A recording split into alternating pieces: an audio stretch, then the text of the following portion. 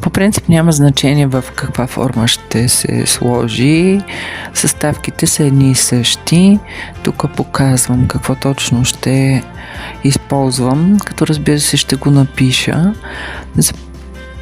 Почва се с яйцата, които се разбъркват и след това се изсипва захарта. Заедно се разбиват, докато не се разтвори захарта.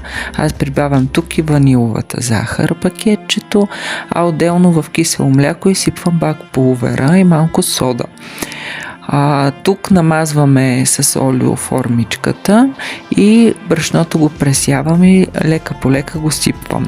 Какво не ми се получи този път? Трябваше да сложа още малко брашно, защото сместа стана много глетава и не се изпече много хубаво отвътре, но въпреки всичко на моите мъже им хареса и го изядоха, което всъщност е най-важното. Ето и как изглежда готовия кекс.